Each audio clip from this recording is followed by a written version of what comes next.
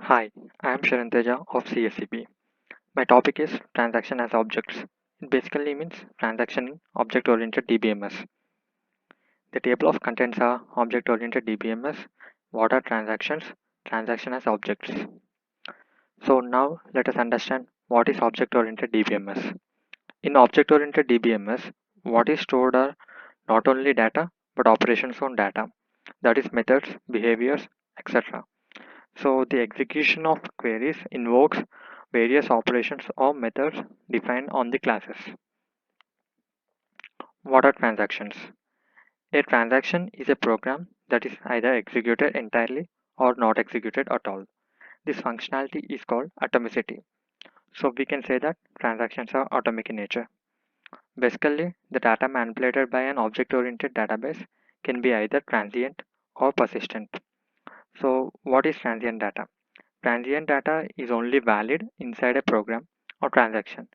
It is lost once the program or transaction terminates. What is persistent data? Persistent data is stored outside of the transaction context and will not be lost after the transaction or program terminates. Transaction as objects.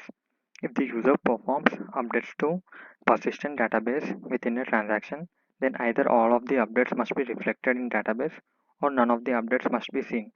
Generally, it is said that the transaction has been committed or we say transaction has been aborted. There are few object models that treat all system entities as objects. Following this approach is basically to model transaction as objects. Transaction basically changes the state of the database, so their effects on the database must be clearly specified. Conclusion.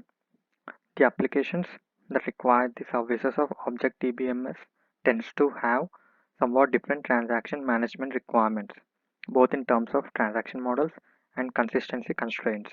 Modeling transaction as objects enables the application's well-known object techniques of specialization. This gives the system extensibility. So these are some points to approach transaction management systems as objects. Thank you.